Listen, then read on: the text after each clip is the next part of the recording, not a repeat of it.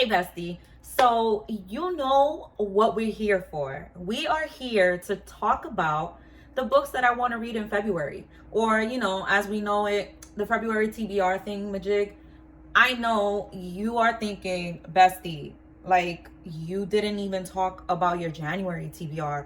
And I'm here like, bestie, I know, but you know what? We're gonna disregard that because January wasn't the bestest of months for me. So we're just going to start fresh in February. I mean, you just start when you start, and that's it.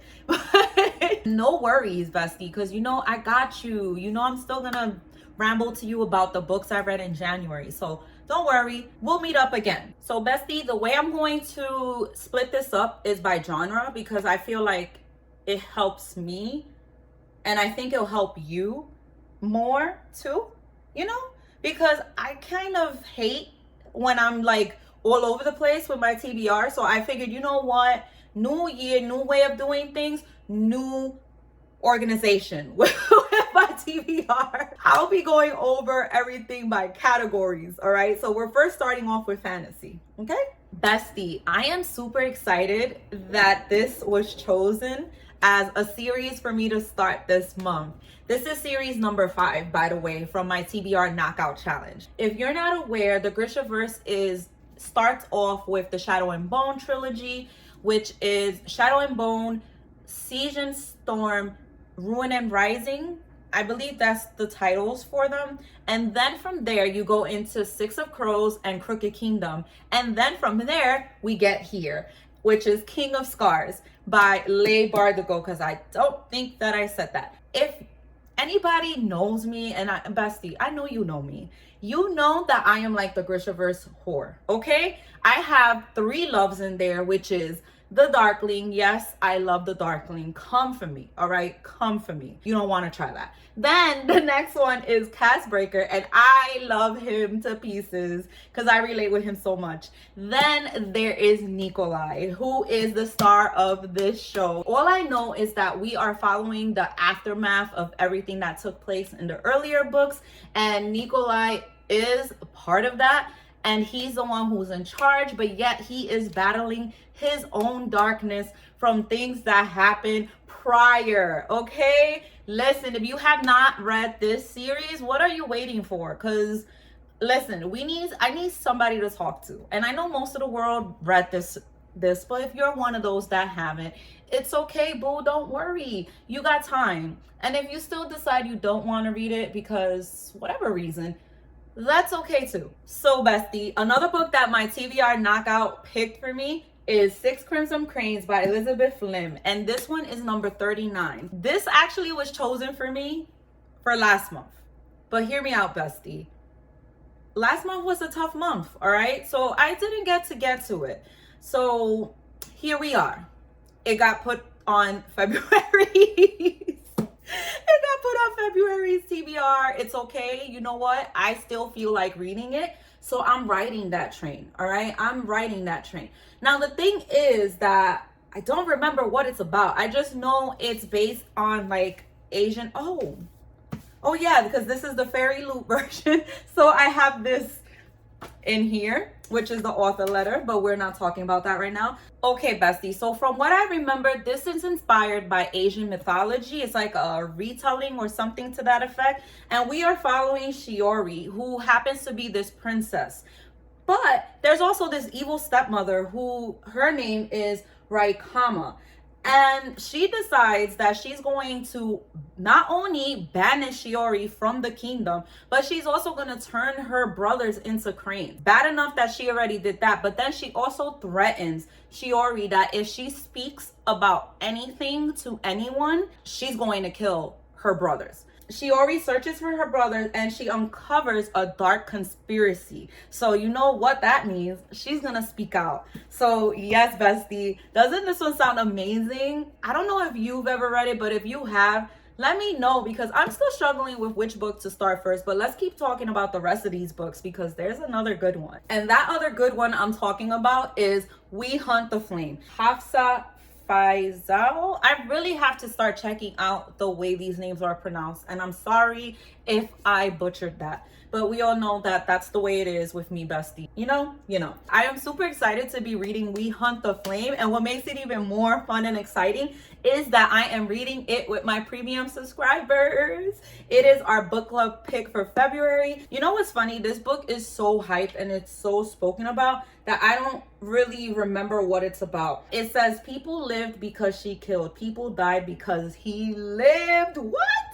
So we are following Saphira, and she's a hunter, and she's disguising herself as a man. Yes, I think I remember that. It's like people have said that it reminds them of Mulan. Then there's this prince. His name is Nasir, and he has the reputation of being the Prince of Death. And the reason he has that reputation is because he basically goes around killing the people ours or something like that. He goes around killing them just because they don't really want to, I guess you could say, follow his father's ways, or they rebel against it. But the thing is, he's also kind of forced to do that, because if he doesn't, his father's basically gonna beat his ass. So I mean, what choice does he have, right? Is either listen to whatever it is his father wants him to do, or get his ass beat. The thing is that Saphira, she's also trying to help her people, but they both have something in common where they both kind of don't want to be doing the things that they basically are forced to do. So that's gonna be interesting. I can't wait to dive into this one with my premium subscriber, my bookie babe. Yes. So another book that's part of the TBR knockout challenge that I'm doing this year is The Death of Vivek Oji by Akwake Imezi. Listen, bestie, this one was actually part of my 22 books to read in 2022, if I'm not mistaken. And here it is again. I put it again on my shelf, and look, it got picked because that random generator was like, girl, you reading it this year. You're not gonna let it go again another year, all right? This is happening. So I don't remember too much about this one, bestie, but I do know that it takes place in Nigeria, and it's about this boy, Vivek, who happens to like live with his distant dad and an overprotective mother, and he has, I think it's moments of like blackouts or like some kind of, yeah, it says here, Vivek Oji suffers disorienting blackouts, moments of disconnection between self and his surroundings. Then what ends up happening is that Vivek's mom ends up finding her son dead at her front door. You know, I guess there's kind of like a mystery going on. We get to find out the events, and listen to this. It says, what does it mean for a family to lose a child they never really knew?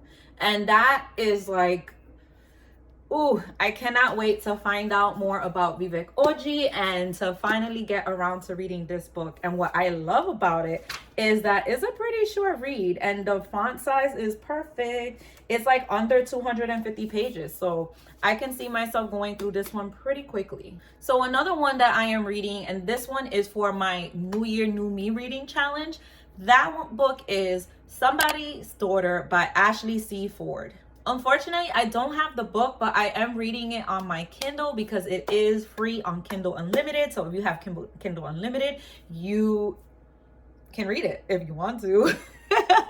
So this one is a debut, and it's a memoir about a childhood defined by the ever-looming absence of Ashley's incarcerated father. So basically, Ashley would always put her father on this pedestal. You know, it's kind of like the typical father-daughter relationship, you know, like the daddy's girl type thing in a sense. Like, she looks up to him, he understands her, she understands him. Then there's a lot of other feelings that Ashley was dealing with, aside from the fact that her father was incarcerated. She was dealing with a relationship that her and her mom really didn't have, poverty, puberty, the changes in her body, the unwanted attention from men, and to top it off, having a boyfriend that her mom really didn't like, who happened to assault her, and she's dealing with the aftermath of all of that. You thought that was it? No. The truth about why her father was incarcerated comes out. It sounds good. It sounds like so much that I can relate to, and I am so excited to find out more. All right, bestie. So now I'm gonna talk about the romance books that I'm planning to read this month, because I am kind of on a romance kick, but it's more of like a dark romance kick. But there is some light and fluffy stuff in here too. This one is part of the TBR Knockout Challenge, and that book is Possession by A.M. Johnson, and this was number 27. This is actually one that I started back when I was in Puerto Rico, like towards the middle or the end or whatever in July. But I didn't get to finish it. Not only that, when I came back, I got into like this bad reading slump. So I just was not feeling like I wanted to read this at all. I did roll it over for this year because I wanted to make sure that I finished it, because I was about 60 pages in, and here it is. So from what I remember in this one, this is a second chance romance, and we are following Paige and Declan, and they basically were both like these high school lovers. Like, she understood him. He was happy about that because he's been battling like these demons that he has going on, and he felt safe with her. But the thing is that Paige ends up questioning her faith, questioning everything about their relationship. A big mistake happens, and she decides to take another path. And then years later, they end up, like seeing each other again. I guess we'll see from there what comes from it. Will they get back together? Will they not? Will he forgive her? I guess we'll find out. But yeah, this is one that I'm planning to read, and there are some like triggers in here, so yeah, gotta check for those. Actually, bestie, you should know by now. Just check for trigger warnings on everything, okay? And you know what? Let's change this lighting a little. That's better. And then bestie, another romance that I'm planning to read that was part of my TBR knockout is The Wedding Crasher by Mia Sosa. And this one was number 67. Like I always say, I go into books blindly. And this was one of the unplugged book boxes. Yeah, books that I got. So I don't remember what it's about. So Solange is actually roped into helping her wedding planner cousin on this like random couple's wedding, right? And now we have Dean Chapman, who had his future all mapped out. He was about to check off start a family and was on the right track to make a partner when his modern day marriage of convenience went up into smoke. So listen to this, besties. That whole modern day marriage of convenience that he had going on, well, it looks like Solange is the reason why that kind of like may not be happening, because she stumbled upon some kind of situation. I wonder what that was. Guess what? It has one of my favorite tropes, which is that fake dating trope. Yes, he basically begs Solange to be his fake girlfriend. It says here, their entire romance is a sham. There's no way these polar opposites could fall in love for real, right? Ooh, and it's an opposites attract. This is interesting. It sounds like a lot of fun, and I'm excited to get to it this month. Another book that I am so excited to read this month is actually an advanced reader copy that was given to me by Entangled Publishing. And that book is Planes, Trains, and All the Fields by Livy Hart. And this one is a contemporary romantic comedy, and it is set to come out on May 23rd of this year. So I don't really know too much about this one, but it does sound cute. Look at this cover, by the way. Isn't that adorable? I love the color aesthetic as well. So it says here, fans of People We Meet on Vacation and the Unhoneymooners won't be able to resist this witty and heart-stealing road trip tale about taking the incredibly long way around. Okay, so listen, bestie. I wasn't that big of a fan of People We Meet on Vacation. So that's kind of like, uh-oh, right? But I am a big fan of the Unhoneymooners. So I'm still gonna read this. Okay, so it says we are following Cassidy Bliss, who happens to be trying to make it to California to make it in time for her sister's wedding. The thing is that she never expected to be sharing the last rental with the most infuriating man alive, who happens to be Luke Carlise. He's dealing with a lot as well. He has a sick mother, a sister and niece who needs his support, and a job that demands all his time. His priority is basically dumb. He does not have any room for distractions. But somewhere between a car fire that leaves them stranded again, oh my god, endless delays, and a sleepless night in the world's most unique roadside motel, the walls they put up start to crack, and two people racing home to help other people live their happily ever afters must decide if they're ready for one of their own. This sounds so cute. It has like that whole forced proximity vibes, enemies maybe to lovers, I don't know. It's a road trip. So this sounds like a lot of fun. So bestie, I don't know if you remember, but I was reading this book called There Are No Saints by Sophie Lark. So this month I'm going to be continuing that with the sequel, which is There Is No Devil. And I can't really tell you too much about There Is No Devil because it's like, obviously that's the sequel. So in There Are No Saints, we are following these two serial killers, Cole and Shaw, who are basically battling for a hunting ground. You know, it's that whole male ego thing, like, ugh. But the thing is that they never hunted for the same prey. That is until Mara. Here's the thing, bestie, like there's different reasonings that each one is going for that girl. So Shaw is going for her because he has like some twisted game going on that he wants to prove. I don't know. And then there's Cole. He's more fixated on Mara for other reasons because she's kind of making him feel things that he usually never feels.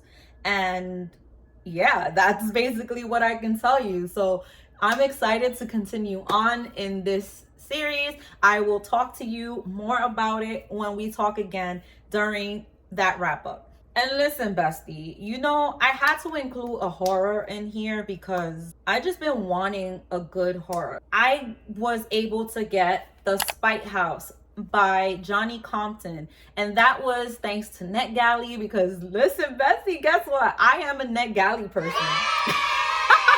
Like, I don't know what it was, but I wasn't aware that it was like a whole totally different site from the Edelweiss, whatever that one is, however it's pronounced. I signed up, started requesting away because I know that it's hard to get like copies, and then it ended up that NetGalley is actually more nicer than Edelweiss or whatever, and I got accepted for like 25 arcs. This one happened to be one of them, and I'm super excited about it because basically in this one we are following Eric Ross and his two daughters. And the thing is that Eric is kind of like running away from his past, and we're not sure what it is or why, like what happened. So he comes across this ad to be a caretaker in the Mason house, which is located in Texas, and it has the reputation of being like the most haunted house like ever. And you know what? Just with that, it kind of gives me The Shining vibes. Here's Johnny. So of course, him being desperate for money, trying to run away from his past, he's looking forward to getting that job. But the thing is that he's also more wanting it, not just because of the job and the pay, but because he's curious about it. He wants to know more about that house. He wants to see if the rumors and the reputation of that house, if it's true. You know what this has me thinking, bestie? It has me thinking Eric needs to be careful what he wishes for because curiosity killed the cat. I don't know why you want to be so curious about this haunted house, but you know what? I am curious to find out. One, why is it that he's running from his past? Like, what did he do? And two, about this house myself. So listen, I'm with Eric on that one. I'm excited to meet this family and see what this is all about.